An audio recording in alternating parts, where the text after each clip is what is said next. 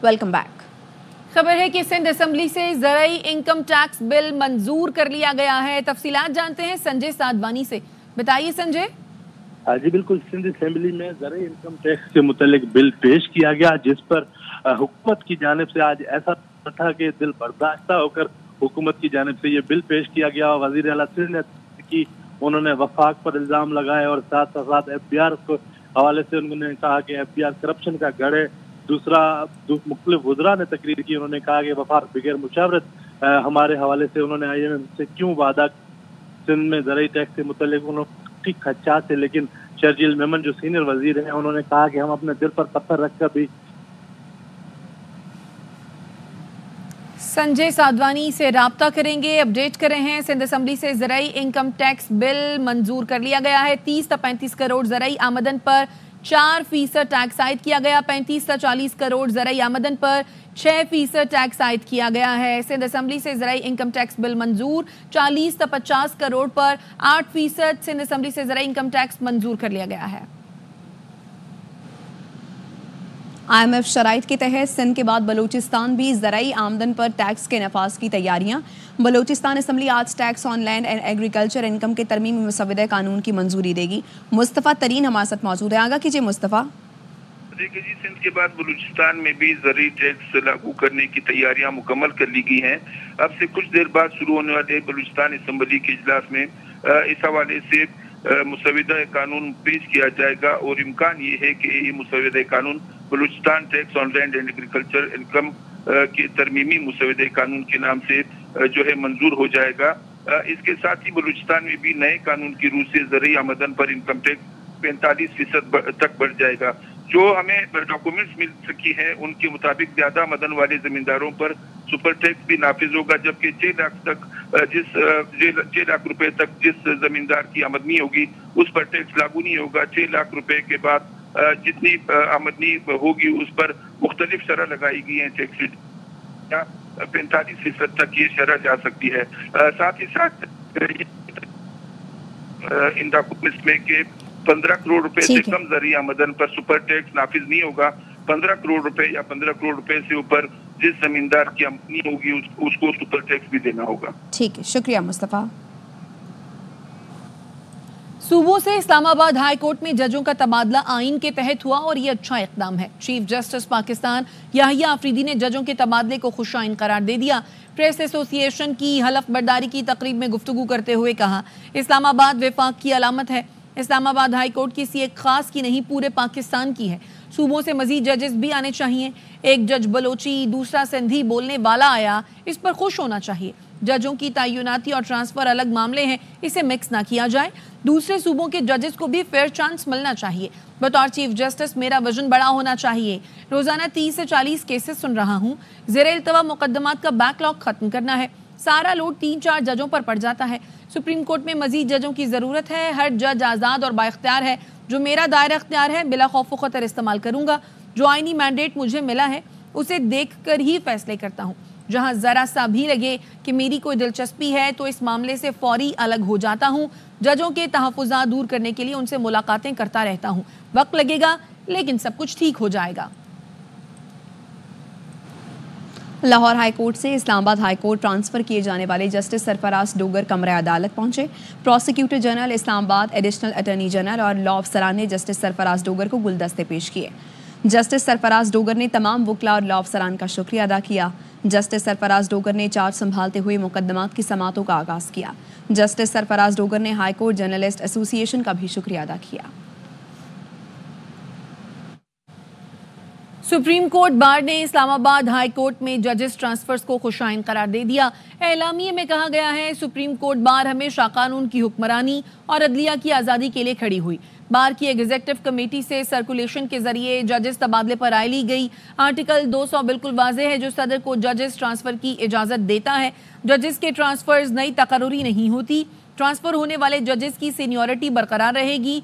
एलामिया सदर supreme court bar मियां रऊफ अता की जानिब से जारी किया गया।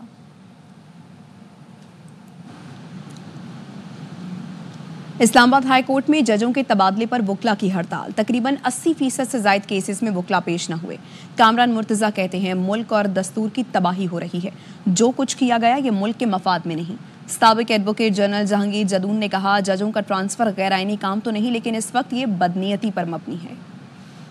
تباہی ہو رہی ہے، ملک کے دستور کی تباہی ہو رہی ہے۔ جب 26 امینڈمنٹ آئی تھی اس میں آرٹیکل 200 کو امینڈ کرنے کی کوشش کی گئی تھی، اور اس میں یہ جو سٹنگ جج تھے اسلام آباد ہائی کورٹ کے، ان کو ٹرانسفر کرنے کی، مختلف ہائی کورٹ کو ٹرانسفر کرنے کی اسکیم تھی، اس کو ہم نے ریزسٹ کیا تھا اور اس کو ناکام بنایا تھا۔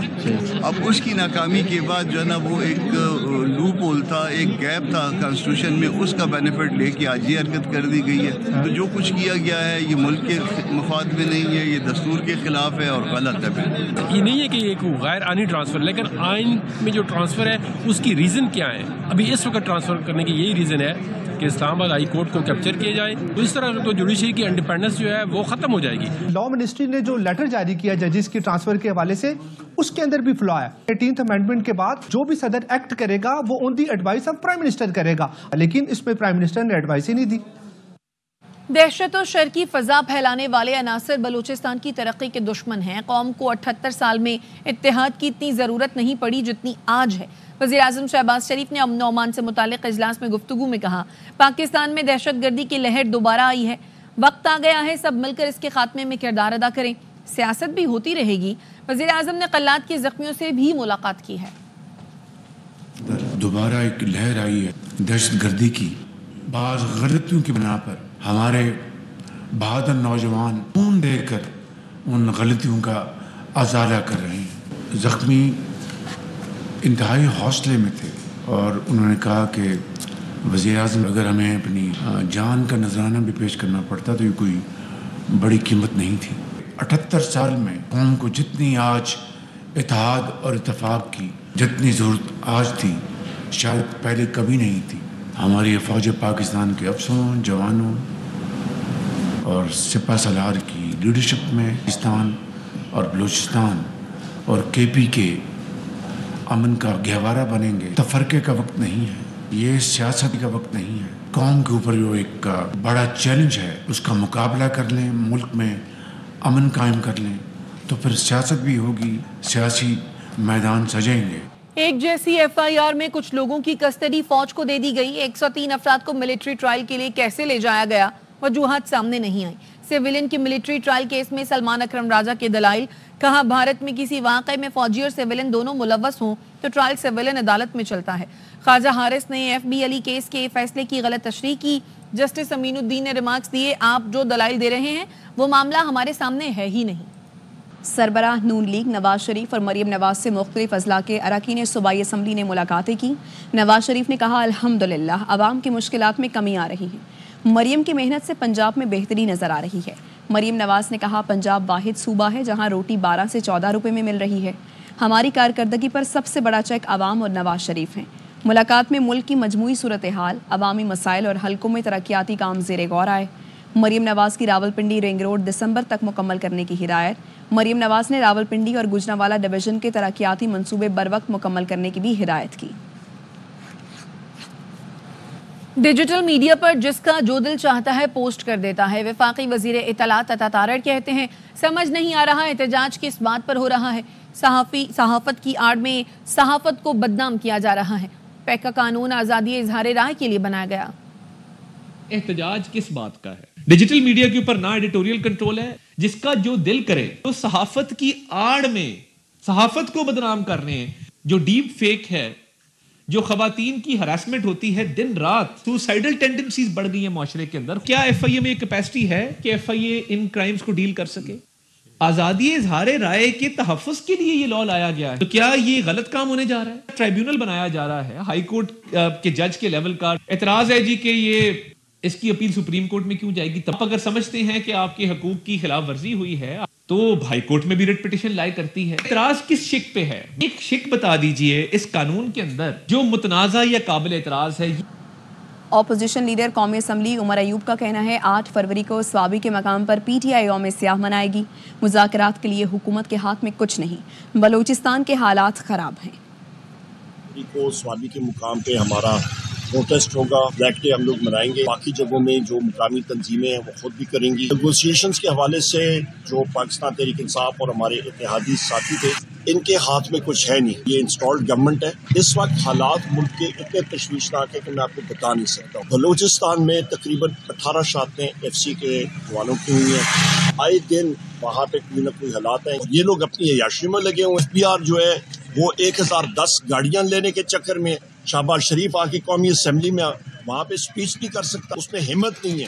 یہ سب کے سب ڈرپوک لوگ ہیں. خود بذات خود ہم لوگ 0 لائن پاک افغان بارڈر چمن پہ وہاں پہ ہم نے جا کے جلسے کی. ہم نے پشین میں کی ہیں. میرا کھلا چیلنج ہے. میں اکیلا جاتا ہوں، میں اکیلا جاؤں گا بلوچستان میں. میرے ساتھ یہ کوئی بھی وزیر اکیلا آ جائے، میں دیکھتا ہوں کیسے آتے ہیں. عام انتخابات میں PTI کے 35 کے قریب ارکان اسمبلی نے حلف نامہ دے کر کامیابی کا نوٹیفیکیشن لیا. رہنما تحریک انصاف شوکت یوسفزئی کہتے ہیں 11 بجے تک میں بھی جیت رہا تھا. مجھے حلف نامہ دینے کا کہا گیا، میں نے انکار کیا. چین، کینیڈا اور میکسیکو پر کل نیا ٹیرف عائد ہو جائے گا. امریکی صدر ڈونلڈ ٹرمپ کا کہنا ہے جلدی یورپی یونین پر بھی ٹیکس عائد کیا جائے گا. BBC کے سوال پر انہوں نے برطانیہ پر بھی ٹیرف لگانے کا اشارہ دیا. صدر ٹرمپ کا کہنا تھا اگر کینیڈا نے جوابی کارروائی کی تو محصولات میں مزید اضافہ کریں گے. سوشل میڈیا پر ٹیرف پالیسی پر ٹرمپ نے لکھا، کینیڈا اگر ہماری 51ویں ریاست بن جائے تو کوئی ٹیرف نہیں ہوگا. کینیڈا کی کسی چیز کی ضرورت نہیں، ہر چیز امریکہ میں تیار کی جائے گی. ٹیرف میں اضافے سے تو تکلیف ہوگی لیکن نتائج شاندار ہوں گے. یہ امریکہ کا سنہری دور ہوگا. امریکہ کو پھر سے عظیم بنائیں گے. کینیڈا، میکسیکو اور چین تینوں مل کر امریکی برتری ختم کرنے کی کوشش کر رہے تھے. امریکہ دوسرے ممالک کو رعایت دے کر کھربوں ڈالر ضائع نہیں کرے گا. چین، میکسیکو اور کینیڈا کے بعد جاپان نے بھی امریکی ٹیرف پر تحفظات کا اظہار کیا ہے. جاپان کے وزیر خارجہ نے امریکہ کی نئی ٹیرف پالیسی پر کہا، امریکی اقدام سے پوری دنیا کی معیشت متاثر ہو سکتی ہے. جاپان کو امریکی پالیسیوں اور ان کے اثرات کو پرکھنے کی ضرورت ہے. صدر ٹرمپ کے اقدامات نہ صرف عالمی منڈیوں بلکہ جاپانی برآمدات پر بھی اثر انداز ہو سکتے ہیں. امریکہ میں ترجمان چینی سفارت خانے کا کہنا ہے امریکی اقدام دنیا کے لیے خسارے کا سودا ہے. تجارت اور محصولات کی جنگ میں فتح کسی کی نہیں ہوتی. چین اس اقدام کا جواب دے گا. کینیڈین وزیر اعظم جسٹن ٹروڈو کا کہنا ہے وقت آ گیا ہے کینیڈا میں تیار مصنوعات کا انتخاب کیا جائے. ٹیلی فونی گفتگو میں ٹروڈو اور میکسیکن ہم منصب نے مشترکہ مفادات پر کام کرنے پر اتفاق کیا. سابق ٹیسٹ کرکٹرز کی قومی ٹیم سلیکشن پر تنقید. 15 رکنی اسکواڈ میں ایک اسپیشلسٹ اوپنر اور ایک ہی اسپنر شامل. چیمپئنز ٹرافی میں فائنل 11 کے لیے ٹرائی سیریز اہم ہوگی. شائقین کا انتظار ختم. چیمپئنز ٹرافی میں پاک بھارت میچ کے ٹکٹوں کی فروخت آج سے شروع ہوگی. سیمی فائنل سمیت UAE میں ہونے والے تمام میچز کے ٹکٹ آن لائن دستیاب ہوں گے. فروخت پاکستانی وقت کے مطابق 5 بجے شروع ہوگی. UAE میں چیمپئنز ٹرافی کے 4 میچ شیڈیول ہیں.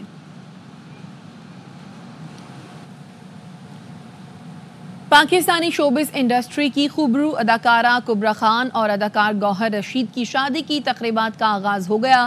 دولہے نے تصاویر انسٹا پر شیئر کر دی. دلہنیا کبرا خان اور دلہا گوہر رشید کو ڈانس کرتے اور پوز دیتے دیکھا جا سکتا ہے. کبرا خان نے پیسٹل رنگ کی پشواس زیبیں تن کر رکھی تھی. دلہے راجہ گوہر رشید نے باٹل گرین کرتا پاجامے کے ساتھ سبز رنگ کی شال سے اپنے لک کو مکمل کیا. جب تیرا دل دھڑکے بلاوے تجھے یارے اج میری گلیاں بساؤں. اب تک کے لیے اتنا ہی. مزید خبروں اور اپڈیٹس کے لیے آپ دیکھتے رہیے ARY نیوز.